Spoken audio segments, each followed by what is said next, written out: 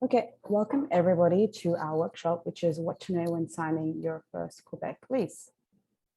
Okay, let's proceed.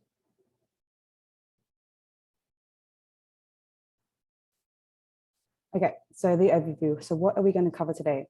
We're going to cover the rental application. What information can you be asked by your landlord, for example, and then providing and protecting your personal information.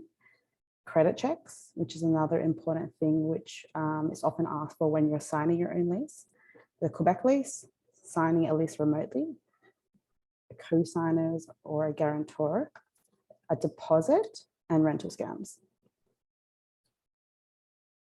So what is a rental application? So when you express interest for an apartment, a landlord may ask you to complete a rental application to indicate your interest. So if you do sign an application, if you do get chosen, it does become a legally binding contract. And then you are making that commitment to sign a lease. So therefore, it's best practice to only sign one lease at a time, because if you are accepted, you are then obligated to sign that lease. So for example, if you sign two rental applications because you're interested in both apartments and they both look perfect, and you get chosen for both apartments, it's your obligation then to sign both leases. So it's always better to sign one application at a time. Okay. What does a rental application look like? This is an example of what a rental application can look like. As you can see here, it should state, the building, the apartment number, the address, as well as the rent. And then different kind of facilities that are offered or available. For example, is HOJO included? HOJO is electricity. Is it included or is it paid by the landlord? Is a fridge and a stove included as well? This is something that's also really good to check to know if it's included or not, because sometimes you might look at an apartment where it's not included.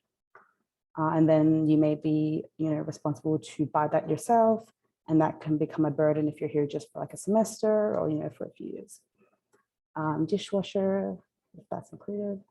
And then this is more information for a reference to someone that can attest to your character, that can attest to you being able to pay the rent on a regular basis. Okay. And then this will be signed by you. And this would most likely be authorized by the person, the landlord, for example, or the building manager.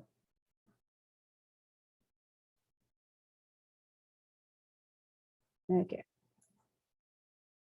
What information can you give to a landlord? So you can provide, or it would be required that you provide information to establish your own identity. So this would include your full name and your current address. Personal information that can verify your conduct, such as a letter of recommendation from a previous landlord. This could also be a letter from an employer, just stating your good conduct in terms of your behavior, that you haven't had any kind of history of problematic behavior. Personal information to establish your payment habit. So this is proving to a landlord that you have the ability to pay rent on a regular basis, which is also very important for a landlord to know that you can pay that rent. So this can be done by doing a credit check. And in order to do a credit check, the landlord needs to know your name, current address, birth date as well. And then here we have, just be aware that a landlord has the right to see this information, but they are not able to make copies for themselves. So you can show it to them, but it would be, you should be careful in terms of giving them this information. So giving them a copy of your passport or giving them a copy of your driver's license or ID.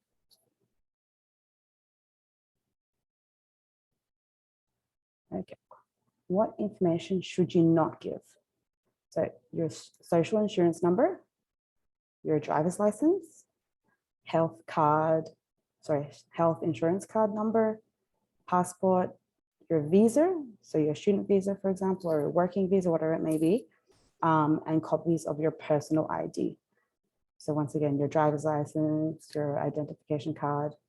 Just be careful, like we said, your landlord can see it to be able to say this is you, this is your identity, your true identity, but they cannot create copies of this for themselves.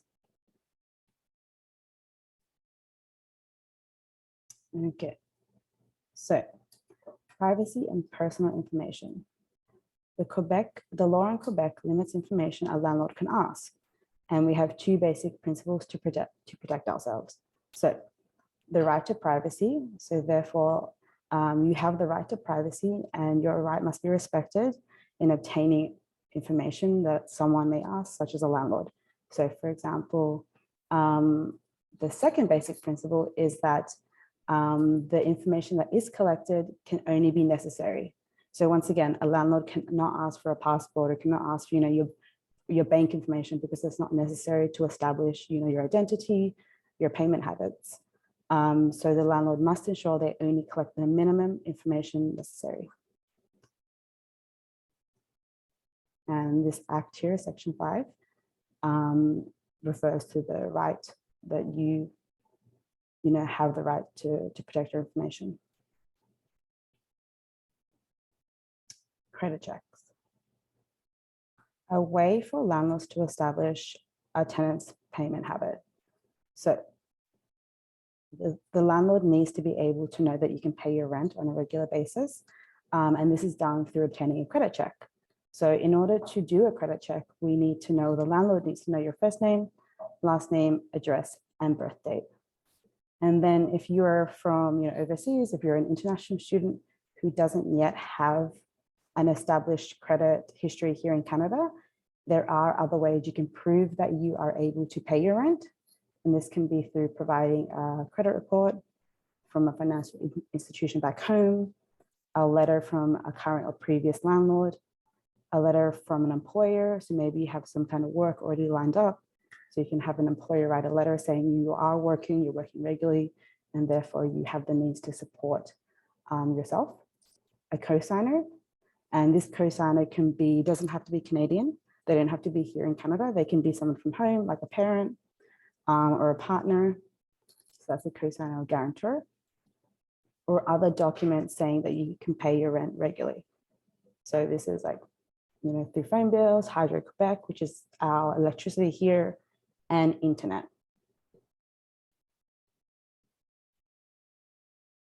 So the lease. So a lease is a legally binding contract. And the lease tells you how much the rent you pay, how much you pay for rent, how long you are agreeing to stay in your apartment. So is your lease agreement 6 months, 3 months, a year? A typical lease is for a year, just so you know. But it's always good to check on your lease, how long your lease is. The number of rooms in the apartment. HOJO, is your electricity included? Are you liable to pay for that? Or is it your landlord that's going to be paying for that? Furniture, is your furniture included? And are pets allowed? So these are just some things that the lease will stipulate, but the lease tells you so much information. So it's always good to read through everything, read through the lease to understand what's included, what's not included. And this can really provide you with great information. And it also tells you up here, the name of the landlord, the address of the landlord, which is really important as well. So you have the right to ask for your lease in English or French. You can choose the language. Something to be aware of is that the lease automatically renews every year. If you wish to end your lease, to terminate the lease, you must give written notice to your landlord. And like I said, depending on the lease contract, if it's 3 months, 6 months, a year, for example, there is a specific timeline where you must notify your landlord. So make sure you respect those timelines and you're aware should you want to cancel your lease. And then the rent can increase once a year. And you have the right to refuse this rent increase. So this is an example of a lease here. This is the official Quebec lease, the standard lease we have here in Quebec. And like I said, up here is the lessor. So this is the landlord, the person that's renting out the apartment to you. And the lessee would be you. So you would provide your information here. And then the address of the dwelling, the address of the apartment would be here, the apartment number, all that information. And then like we said here, this provides you, it lets you know if there's parking, what's included in terms of stove, fridge, microwave, if there's kind of laundry facilities available, if the furniture is included. So once again, this is really, really a really useful document. And then the terms of the lease. So when the lease starts, when it ends. So yeah, this lease, the actual lease contract is like a few pages. So it's always good to look through the whole thing and even ask a friend to look through it as well. Or you can even send us an email with a lease that you've been offered or proposed, and you can ask us to have a look through as well. And we can let you know if something's missing, if something looks off. Yeah. So make sure the lease indicates the full name of the apartment. So especially if you are signing a lease remotely, make sure that the address is the address of the apartment and it has the same details on the actual lease. The full name of the landlord or the building manager, the rent, how much you pay, when you pay it. So is it the first of every month? Is it the last day of each month? Who do you pay your rent to? Is it the landlord? Is it maybe, a building manager? And how? So this could be through, electronic payment, through going to the actual address of, the building company, the building management. So how are you paying the rent? The length of the lease, once again, it can vary. A typical lease is for a year, but it always depends. The previous tenant's the previous tenant's rent. So that's section G, which tells you who the last tenant was, how much they paid in rent. So you have the right to know, to make sure the price hasn't been unreasonably increased, and any repairs that need to be done or other items that the landlord has agreed to. Okay, so there are different types of agreements. So you can be on a new lease, you can sublease, you can do a lease assignment, which is transferring your lease. So you could be taking over somebody's old lease, which is a transfer / lease assignment, joint tenancy agreement, room to rent, so be a boarder, so renting in somebody else's apartment, staying in their apartment, or occupancy, which is somebody that stays with the landlord in their apartment.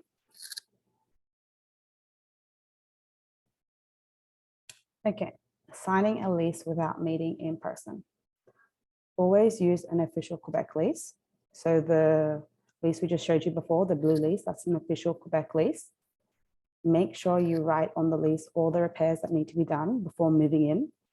So it's often you might see an apartment before, the day that it's rented, and the landlord may say to you, we're going to fix the fridge, we're going to fix the door, we're going to fix, this, thing on the floor, maybe the floor is not perfect.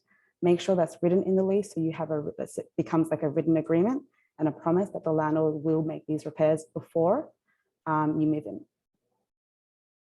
Ensure all your responsibilities are clear and that anything included is clearly stated on the lease. So make sure everything is written down, dated by the landlord, signed as well. When you're doing a virtual tour, ask to see the number of the apartment and check that it matches the one on the lease. So make sure you're signing the lease for the apartment that you saw. Okay. Co-signer and guarantor. These are for people who don't have an established credit here in Canada. So you can have, like we said, a co-signer or a guarantor that can attest to being able to pay the rent if you cannot pay in full. So this, if you cannot pay in full and on time. So this is a good option for somebody that can support you in paying the rent. A co-signer can be a parent, a family member, a trusted friend. And once again, they do not have to be here in Canada. They can be someone from back home, but they just need to be able to attest to paying the rent, should you not be able to. Deposits and receipts. So you should only give a landlord money once you have signed a lease. Once you have, started a commitment to them or a commitment to sign the lease, the landlord can only ask for payment for the first month's rent. So it's very common that a landlord might ask someone to pay, the first month's rent and the last month's rent, or, a promise to say, okay, can you pay the first or second month's rent? A landlord can only ask for you to provide a deposit that must go towards the first month's rent. Always ask for a detailed receipt when you're paying rent or you're giving a deposit. So that can provide evidence that you've paid your rent and can help you later on in the future. And this is an example. So a rent receipt can have or should have the date, the address of the apartment, the tenant's name, the payment period. So when is the rent being paid for? So let's say, for example, November, the date that the payment has been received, who you're paying to. So the landlord, the building management, what the money is for. So this is for a rent deposit. It can be, for November's rent as well, the amount you're being paid, and then, the zero balance owing. And then this would be signed and dated by the landlord and yourself. So that's an example of a rent receipt. Scams and things to keep in mind. When looking for an apartment online, be extra careful for red flags. If something seems too good to be true, it's very likely that it is too good to be true. So be extra careful, especially if you're looking for things online and virtually. If you think something's suspicious, ask a friend, ask a family member to take a look. Like I said, feel free to send us an email as well, showing us your listing, showing us the lease or application. Ask us if something looks a little fishy and we can look through it with you. Do some research on the address and the landlord. So often there'll be like a big kind of building management name. Do some research on that name or on the address, and that can help you as well. If your landlord asks for you to pay a deposit for signing a lease, there is no guarantee that you can get that money back. That's why it's always best to sign the lease first, and then should you need to, pay the deposit for the first month's rent. Okay, and current workshops. So this is our other workshop. So we have another workshop as well that's running, which is what to know when signing your first Quebec lease. And that is happening right now as well. And we can also provide the link for that workshop in a follow-up email we'll be doing later, should you want to know more information about signing your first lease. Okay, so now is question and answer time. What I'm going to do is I'm going to stop sharing this, and then we can open the floor to any questions. So I'm going to stop.